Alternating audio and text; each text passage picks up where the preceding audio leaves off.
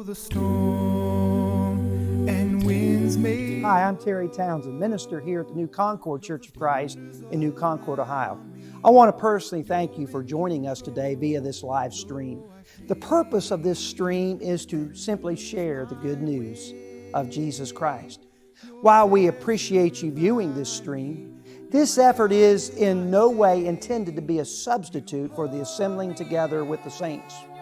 We recognize, however, that there are circumstances that arise that might prevent someone from attending church service. And for this reason, we provide a means whereby people like you can hear the gospel preached. We hope you enjoy today's message from God's Word. Please feel free to share this stream. If you're ever in the New Concord, Ohio area, we'd love for you to drop by and visit with us. We meet every Sunday morning beginning at 9:15 a.m. for Bible class, again at 10 a.m. for worship, and again 6 p.m. for our evening worship. See you soon. You hold me in your mighty arms, forever safe from harm. Till toils and labors here are done, do all in the name of the Lord. Dear Christian friends, if you be one, do all in the name of the Lord. Do all in His name. Do all in the name of the Lord. In word or deed, as God decreed, do all in the name of the Lord.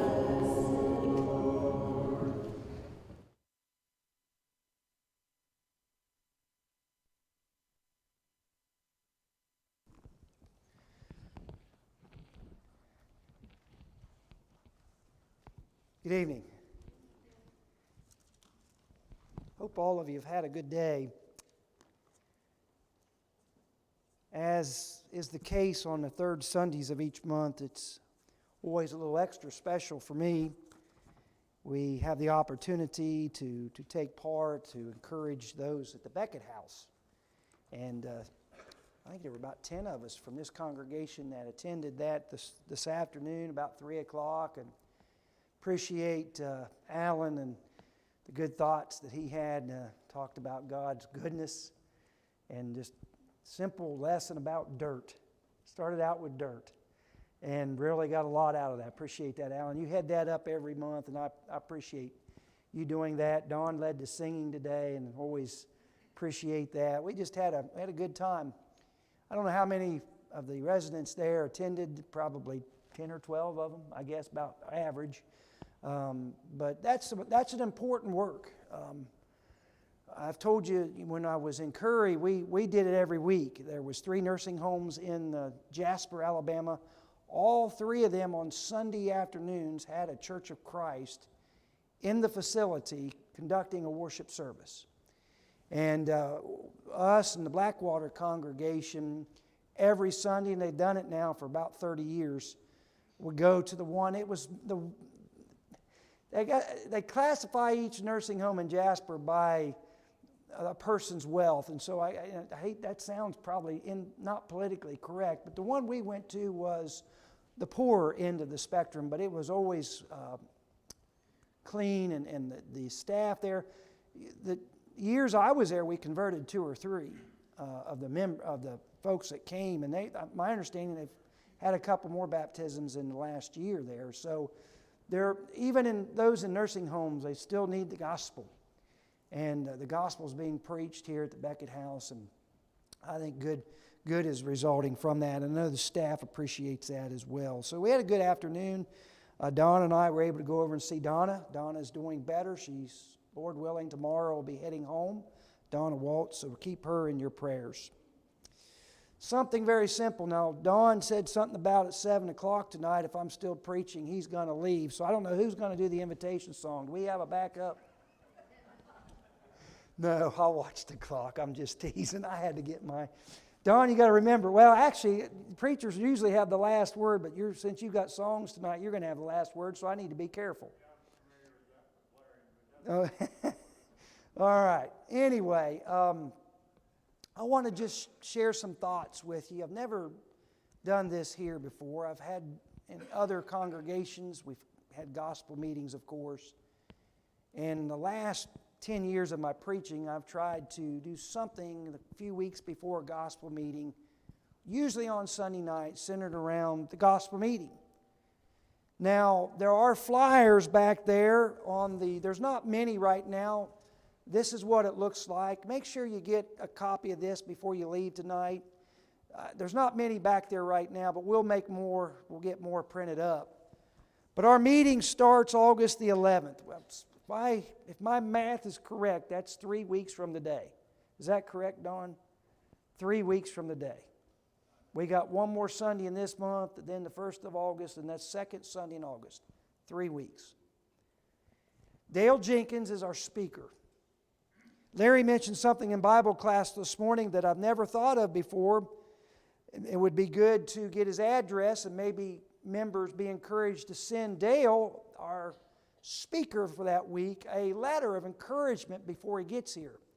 I have posted his address out on the bulletin board. He lives in Spring Hill, Tennessee, and the address is out there on the bulletin board. I'll not give you the whole address, but make sure you get that. If you want to send him a letter of encouragement, just let him know you're praying for him and looking forward to him coming. I think that's a great idea and something that we all can do. Let me just give you a brief background of Dale real quick. And I know he may be tuning in later on Facebook. He watches different Facebook Live things. He preaches for the Spring Meadows congregation, the Spring Meadows Church of Christ. And you can Google this. They've got quite a website. It's in Spring Hill, Tennessee. There are 4 on staff there at that congregation. I believe they have 6 elders and 27 deacons. I didn't know this till today. I've conversed with him back and forth via, I've got his personal phone number. I feel privileged. I've got his phone number. Trying to get others, but I got his, and we text, and he usually texts me back, and so I texted him right after Bible class this morning and said, Dale, this is Terry, could you text me your address? And he texted that back to me after services. So that's how I was able to get that. But I didn't know this, and Larry, now you might help me on this. When I went on their website, Dan Winkler is one of the preachers there. Did you know that? I didn't know that's where Dan was at. I don't know.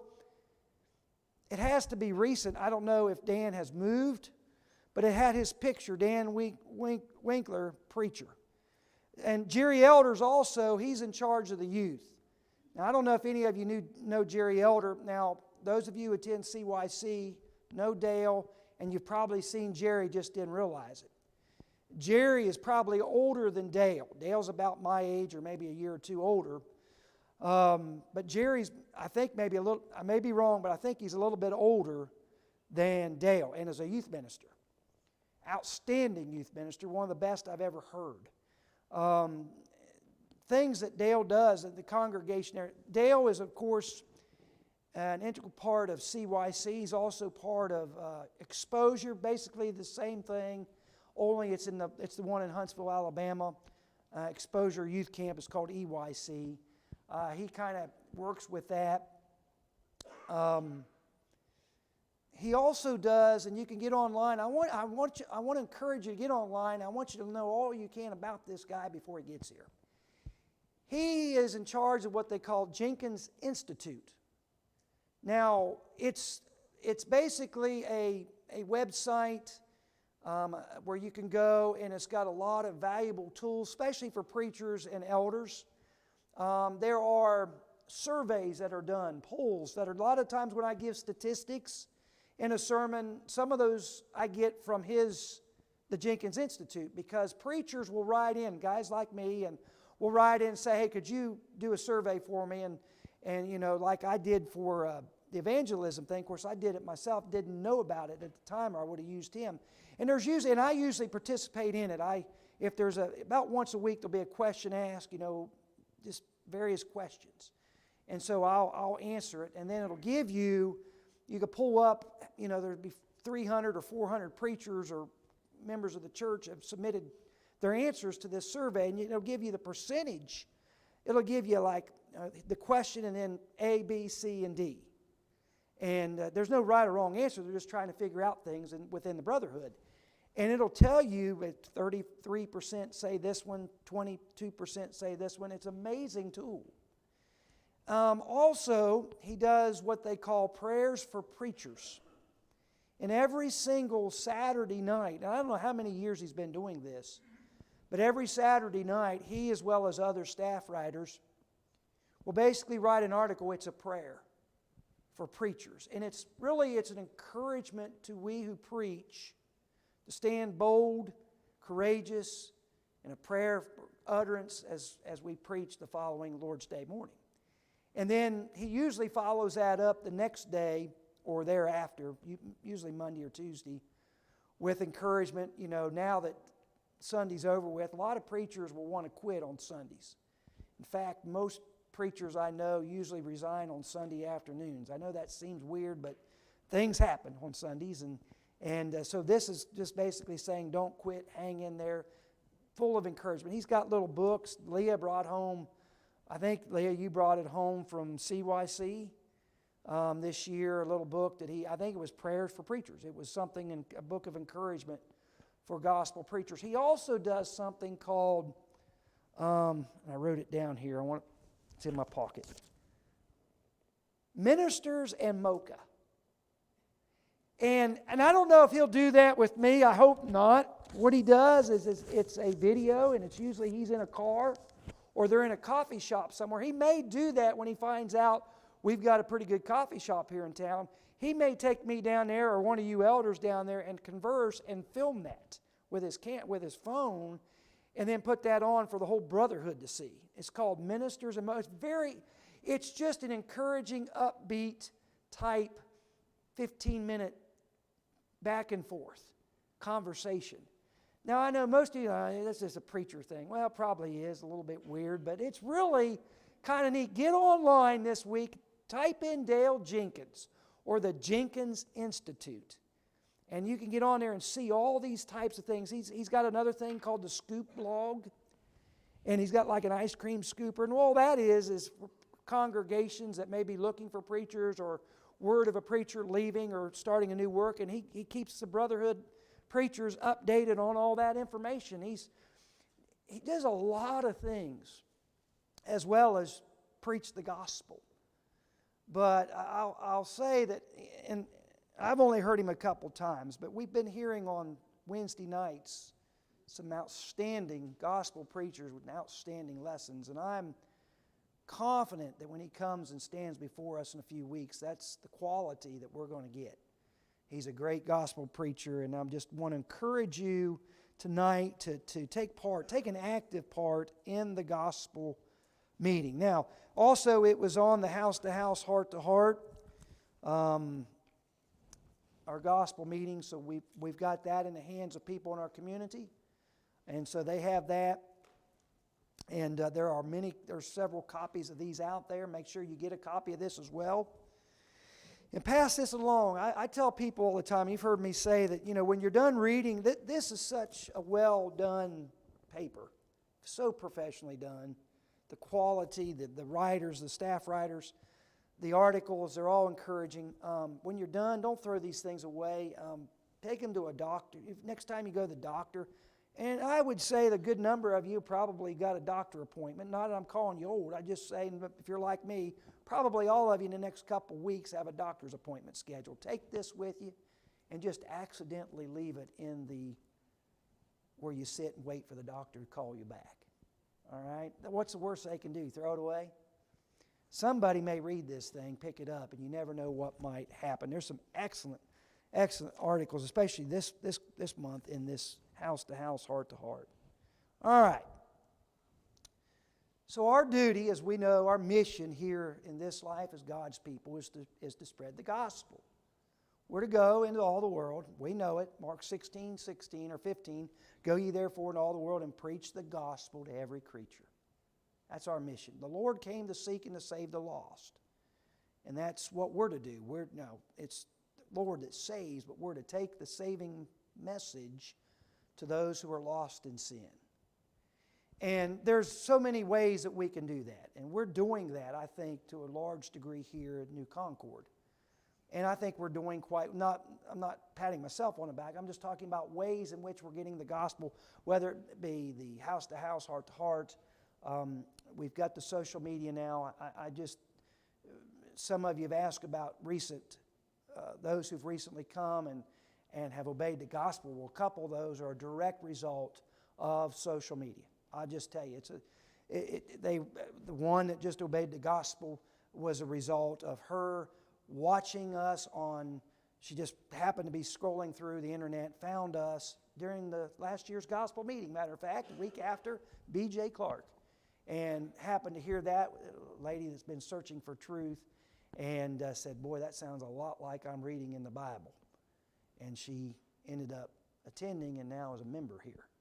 So social media is a way we're getting that out there. We did the door knocking campaign, not the campaign, but the door knocking there a week or two ago. We see the success of that. We had several here at Family Bible School that was a direct result of knocking on doors. And I might add, the follow-up, I've done what I can to follow up with a few of those. I know Linda was out doing that, and several others. And I know now we've got the list of, we had last week the list of adults that were, at least filled out the card, that were in the adult class from this area.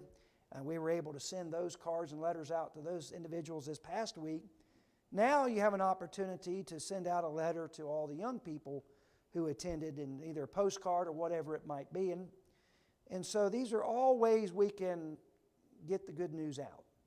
It's things like this that we continue to let people know who we are, where we're located, where we meet, and that we're here because we love them. We're here to do what we can to help them get to heaven. That's taking the good, whether it be at home or abroad. We're doing that, I think, can we do more? Yes, we can always do more. I could do more. A word of encouragement to all of us to get out and do that. The first century church did that. I talked about that this morning. They were able to take the gospel into all the world, the known world at that time, and were able to do that in their lifetime. And so if they were able to do it minus social media, minus television, minus the transportation we have today, I know we can do it. God has blessed us, and what a wonderful time to be a member of the body of Christ. We must turn the world upside down, as was stated this morning, as the Thessalonian church did. You might say right side up for Jesus Christ. And this gospel meetings provide us a way to do that. Let me share with you 4 things, and just 4 quick, easy points. I don't want to go past too long, or Don's going to walk out on me, and I don't want to lead the invitation song. 4 things we can do. Number 1, pray. Pray for our meeting. I can't overemphasize the power of prayer enough. And I know you're probably tired of hearing me say this, but I mean it. The older I get, and I like to think the more mature I'm getting as a Christian, more mature in the faith, I believe my prayer life, even though still not where I want it to be, is getting stronger. The older I get, the more I see the power in prayer. What do I mean by pray? Well, I just mentioned the fact that we should be praying for Dale. We need to be praying for Brother Jenkins. We need to be praying that the things that he's preparing, the things that he's prepared, rather, the things that he's planning to speak, to say to us, are exactly the things, and it'll be the gospel, things that we need. And it will be presented in such a way that will prick hearts. And so we need to pray for him. We need to pray for those that we're trying to reach. Whether it be your family member or a neighbor across the street or somebody you work with that maybe you'd like to see obey the gospel. And maybe you've not directly talked with them yet, and you're wondering, well, I'd like to do that, but I'm just not coming. First thing, just start on your knees in prayer to God. Pray for these individuals, and don't be ashamed or embarrassed to mention them in your private prayers by name. I do that all the time. In fact, I've said this before, and I'll continue. I have found myself praying at times. I'll be at the gym, and I'll be on the elliptical, and I'll start thinking about somebody who I know needs prayer. And sometimes it's one of you. And I mention you by name to God in prayer. We need to pray for people. I'm praying for people all the time who have not responded to the gospel. People who I know or who may be attending, who know the truth but have not yet obeyed the gospel. I'm praying for individuals. I'm praying that God will help me to help them see what they need to do in such a way that they'll respond and do it.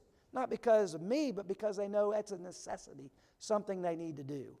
That's another thing about gospel meetings, I think many times people say, and I've heard it said by members of the church, not here, but other places, gospel meetings don't work anymore. Maybe you're one that has said that. It's just not like they used to be. And we know gospel meetings years ago, and when I was a little boy, the building would be full.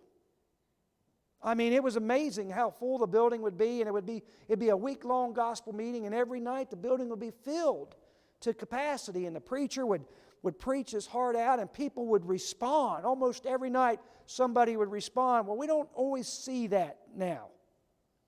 And people say, well, the gospel meetings were a thing in the past. They're not. I disagree. First off, the success of a gospel meeting is dependent upon we as a congregation and the preparation we put in before the gospel meeting ever takes place. A farmer's got to go out, and I know they got the no-till stuff anymore, but I still believe a farmer's got to go out and till the ground first for there to be a good crop. We've got to plow that ground. We've got to get that soil ready, the hearts ready, so that when the seed is then planted, good will result from it. In addition to that, I've heard people say, well, people aren't obeying the gospel like they used to. And I obeyed the gospel. Dad, am I correct on this? The night that Gary and I obeyed the gospel was during a week-long gospel meeting. I was about 15 years old when I obeyed the gospel. One of the last ones in my youth group. I'm telling you, my parents have been praying about it. My grandparents have been praying about it. Who knows? Maybe half the state of Ohio was praying for my brother and I. We were the last ones on our youth group to obey the gospel. And the preacher had set me down and talked to me several times in a loving way, and I will always appreciate the effort he put into it. And I knew what I needed to do to obey. I knew exactly what I needed to do, but for whatever reasons, and there was a couple, I was being stubborn and rebellious and just simply wouldn't respond. But I tell you what, the preacher that week got my attention. And sometimes it takes somebody different coming in to preach the gospel for a light bulb to go off in some people's heads. That as a gospel preacher, that doesn't intimidate me or anything at all. In fact, that's what I pray for and desire. And so we need to pray. We need to pray for these people. We need to ask God's blessing upon this effort. The Bible says, Paul says that I planted, Apollos watered, right? And God's the one that gives the increase. And so we do our part, God's going to do His. So we need to ask Him to help us in this. We need to ask Him to be with the speaker, as I said, to impart the truth in a manner that all will understand. I think Paul had that in his mind in Colossians 4, beginning of verse 2, when he told the Christians there to pray for him. And pray that, and I'm paraphrasing now, that God bless him with the words, with the utterance necessary so that others might understand. So we need to pray. Number 2, we need to plan for our meeting. Hopefully you're already doing that or have done that. We've been announcing this now for a month or more. But we're really starting to push it the last week. You put a lot of emphasis. We had Family Bible School, and we had to put a lot of emphasis on that as well. We should. We had a lot of things going on leading up to that. Well, now that that's passed, the big, if you will, the big event, really every Lord's Day is a big event, but the next big event, if you will, here is our gospel meeting in August. And we need to be writing that down. Hopefully you've already written that down on your calendar and you're making plans to attend. We need to do that. And we need to plan to be at every service if possible. I realize, and when I say that, I know people say, well, you don't understand, preacher. I've got a job and I don't get home till late. I understand that. Sometimes you can't help that. Okay, let me just get that out of the way. Sometimes you can't be at every service. I get that. I'm a preacher. I know. You say, well, it's easy for you because you're here all day long.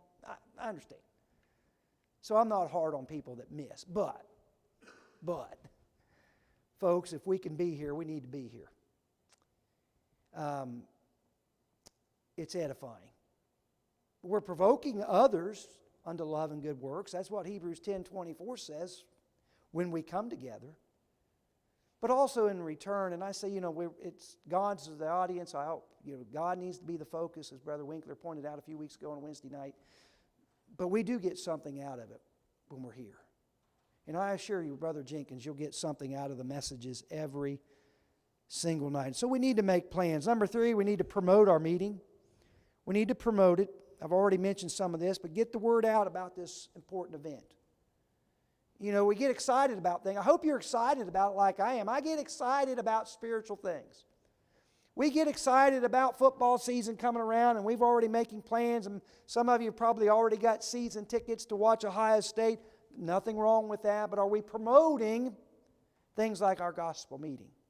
Are we excited about that and letting folks know what's coming up? I remember when my brother started his business back 30-some years ago now. And it was his business. He's the one that started it. I just kind of came in there for a while because I didn't know what else I wanted to do at that point. So I went to work for him. But I remember early on in those early years, the paper ads, the going from door, things were pretty slow during the day when we first got started. Nobody wants you to work on their car if you're new at it, especially 18, 19 years of age. What do these kids know about? And they're going to work on my car. And so during the slow parts of the day, one of us would take turns when we weren't up in the loft of the building taking a nap because we worked long hours. We would go out and we would pass out flyers door to door, promoting our business. And those are things that we need to be doing to promote the gospel. Going door to door as we did during our family Bible school. Getting people that we know, calling them on the cell phones. And I know the millennials don't call, just text. I get that. I don't know about any of you older folks, but do you find yourself now, the last few years, because so many of those of you who have kids my age, since they don't respond picking up the phone, but they will respond to a text, how many of you my age are texting more and more now? Okay, some of you. Hey, I'm getting pretty good at it. I still don't know all the different words that they use to kind of shorten things up. I still have to spell everything out, but a text. I do that. I try to do that every Sunday afternoon or Monday. I think about who may not have been here on Sunday morning, and some of you have received text from me. It's not, hey, you weren't here, shame on you. It's not that. It's like, missed you today. Hope everything's okay. Have a blessed week. So, and 90% of you usually text back and respond and thank me for the text. It's just little simple things like that we can do to promote our meeting. We've got the flyers made up, and we'll make more of those up. Make sure you get those and pass them out to people. Word of mouth is still, I think, the best advertisement. If people see you're excited about something, they're going to take note of that. And so get excited about it. Don't know, we got a gospel meeting again. That's our yearly gospel meeting. I've actually been in churches where members that was kind of their demeanor. Well, we're just going through. Most places we had 2 gospel meetings. Like, yeah, here we go again, having our. That's not going to, be a little more exciting than that. All right? Get excited about this and let people know. And then finally, participate. We need to participate. I preach on this all the time, and I know, again, another one of those topics that some of you probably, when's the preacher going to quit? I will quit talking about being involved, being steadfast, unmovable when I die. I can rest then. But until then, I'm going to continue to preach from this pulpit and wherever it is I am, getting plugged in and actively involved in the work of the church. People will come up to me on occasion and say, and I appreciate this, and again, this is no boasting on myself. Please, to God be all the glory. Well, I'd like to have your enthusiasm. Now, I have my bad days, trust me. I have my bad days. But people will say, boy, I wish I had what you had. Well, you can. And you do, if you're in Christ. But the key is just getting involved, doing something, and participating in the gospel meeting. Now, how do we participate? Well, we need to be present each and every service when we can. It starts with that. And as we assemble together and we think about, we hopefully we're bringing in our guests, our visitors, and people that we love that want to hear the gospel, that we will do our part to welcome them. And I know the congregation here, most of you will do that. I will say, and I have to compliment this congregation. I really do. I've been here long enough now, I can see it and I know. This is a very loving congregation. People that leave will generally say to me, boy, I had a lot of people, and some of them will call me. Really appreciate the congregation where you're at. There's a lot of good people. They've made me feel welcome. You know, those of you who love the hugs, you just hug these people when they come in. Participate. Take an active part in the service itself. What do I mean by that? Sing, and sing loud. You know, we do that well here too. But just to sing out loud and be attentive to the lessons. And you all are very kind. And I know I got to be careful how I say this because someone will get mad. I love what I do. There are some very gifted preachers out there. I'm gifted in some ways. But let the preacher know, not myself, but the Dale Jenkins know, and you will, like you do me, hey, outstanding job today. That makes me feel good. Even those weeks I didn't do that well. But I appreciate that. You know, you're an encouraging congregation. And so we participate that way. Fellowship, I don't know if we're going to have I'm sure there'll be a list, elders, as far as meals. I don't know how we do that. I forget how we did that last year, but there'll be an opportunity. Let me just put it this way. If you want to take the preacher out, our guest preacher out, to dinner, to lunch, to supper one night, there'll be opportunities for that. Yeah, and so we'll make that available. That's another way you can participate. My parents and they're humble. They don't like for me to. And my wife's the same way. But I'm going to brag them up a minute.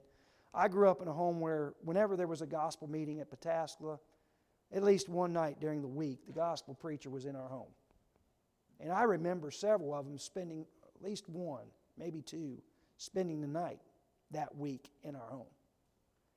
Now, at the time, and I've probably said this before when I was a teenager, I didn't think a whole lot of it. That's just mom and dad.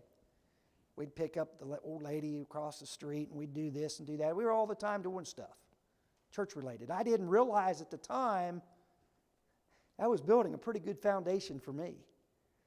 And my dad wasn't a preacher. Now, he served as an elder for several years. He was a deacon. Here I am, a gospel preacher today. The little things like that as far as participation, enjoying fellowship, is not only helping you and encouraging the preacher and others, but it's also, if parents listen, it's building a good foundation for your kids. In closing, and Don, I've done good.